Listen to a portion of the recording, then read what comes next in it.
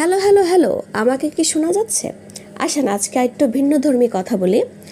যারা আমরা content create করে থাকি, বলতে আমি বোঝাতে চাচ্ছি যারা আর কি ভিডিও মেক করে থাকে। তো সাপোজ কোনো ভিডিও করলেন, পেছনে একটা ব্যাকগ্রাউন্ড মিউজিক দিলাম, এটা অ্যাজ ইউজুয়াল এটা আমরা সবাই করতে পারি।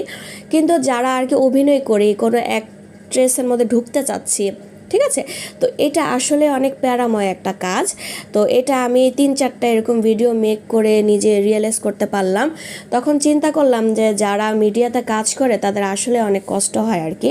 তো সাপোজ এই যে দেখেন, আমার এই ভিডিওটা মেক করার জন্য আমার 10 থেকে 12 বার শ্যুট করা লাগছে, দেন আগে রিহার্সাল করা লাগছে, অ্যান্ড দেন করতে গেলে কি হয়, শুধু হাসি পায়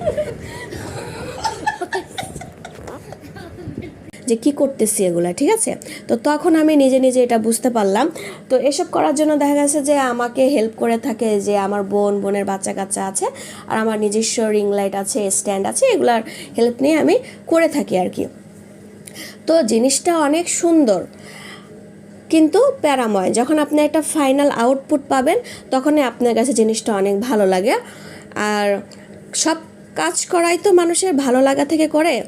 যেমন আমি তো বেসিক্যালি ওরকম সময় পাই না, যখন একটু সময় পাই তখন এই টাইপের একটু 2-3টা ফানি টাইপের একটু ভিডিও করার চেষ্টা করে থাকি আর কি। তো যারা আসলে এসব কাজ করে থাকেন তাদের আসলে অনেক ধৈর্য, আমি অ্যাপ্রিসিয়েট করি তাদেরকে।